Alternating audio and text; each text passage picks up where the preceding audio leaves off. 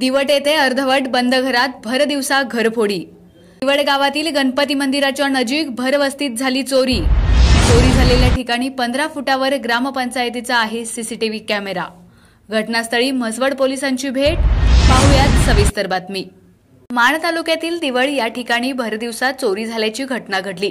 दिवड येथील रहिवासी व मुंबई येथे कार्यरत असलेले सामाजिक कार्यकर्ते जयवंत भोसले यांच्या घरी ही चोरीची घटना घडली आहे।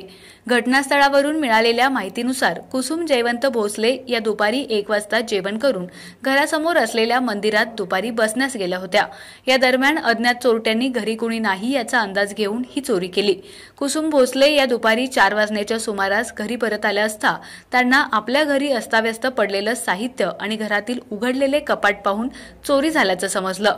4000 रुपये रोख व एक मोबाईल चोरीला गेल्याचं त्यांच्या लक्षात आलं। यानंतर त्यांनी पोलीस पाटील यांच्याशी संपर्क साधल्यानंतर म्हसवड पोलिसांनी घटनास्थळी येऊन सदर घटनेची पाहणी केली, पंचनामा केला आहे। मात्र याबाबत अद्याप गुन्हा नोंद झाला नसल्याची प्राथमिक माहिती मिळत आहे। आणि दरवाजाला कडी घालून गेले होते। तिथंच गप्पा मारत होते त्या लोकांबरोबर, मोठ्या मोठ्या रस्त्याने येणं जाणारी बघत होते मी जागे आहे ते। आणि परत 3:45 वाजता आली तर दरवाजाला कडी नव्हती तर दरवाजा ओढून घेतला होता। अरे तेव्हा मी कडी घातली होती, दरवाजा कोणी उघडला?